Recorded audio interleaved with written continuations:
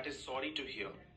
Could you describe at what time this incident occurred and what was the date? Did you see the cyclist coming towards you in a lot of speed? Was he wearing helmet?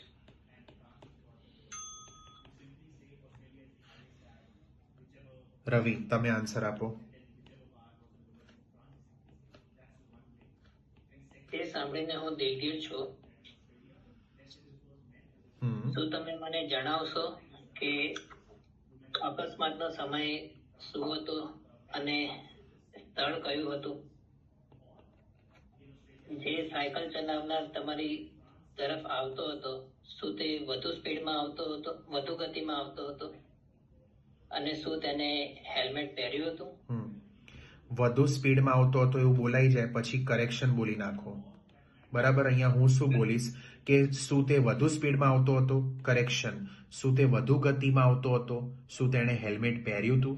તો correction બોલ્યા પછી હું એટલું જ બોલીશ જ્યાંથી મેં ભૂલ કરી છે. ખાલી આ લાઈનમાં ભૂલ કરી હોય તો કરેક્શન બોલીને આ જ લાઈન રિપીટ કરવાની. અહીં પહેલેથી બધું રિપીટ કરવાની જરૂર નથી, પણ કરેક્શન બોલી નાખો. પણ આ કરેક્શનની ટેવ ના પાડતા કોઈ પણ, બીકોઝ મેં જોયું છે કે એકવાર કરેક્શન શીખવાડી દો એટલે પછી બસ 5-5 સેકન્ડમાં કરેક્શન ચાલુ થઈ જાય. એવું ના કરતા. That is not good. આ એમરજન્સીમાં યુઝ કરવાવાળી વસ્તુ છે.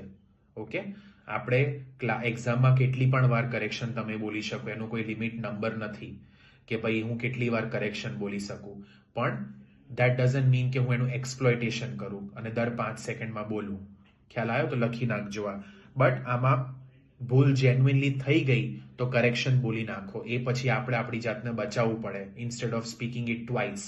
કારણ કે તમે આવું કરો કે જે સામેનો વ્યક્તિ હતો એ મારી તરફ ખૂબ જ સ્પીડથી આવતો હતો, ખૂબ જ ગતિથી આવતો હતો, શું એણે હેલ્મેટ પહેર્યું હતું, આવો આન્સર આપો તમે, તો તમે એકચ્યુઅલી 2 વખત બોલ્યા, તો તમારા માર્ક્સ કપાશે એડિશન ઓફ કોન્ટેન્ટમાં. કેમ? કારણ કે એ લોકો એક જ વખત બોલ્યા અને તમે 2 વખત બોલ્યા, એટલે તમે એક વખત કોન્ટેન્ટ એડ કર્યું. એડિશન ઓફ કોન્ટેન્ટના માર્ક્સ કપાય નાટીમાં. એટલે કરેક્શન બોલીને તમે તમારી જાતને કરેક્ટ કરી લો સો ધેટ એડિશન ઓફ કોન્ટેન્ટના માર્ક્સ ના કપાય. ખ્યાલ આવ્યો બધાને?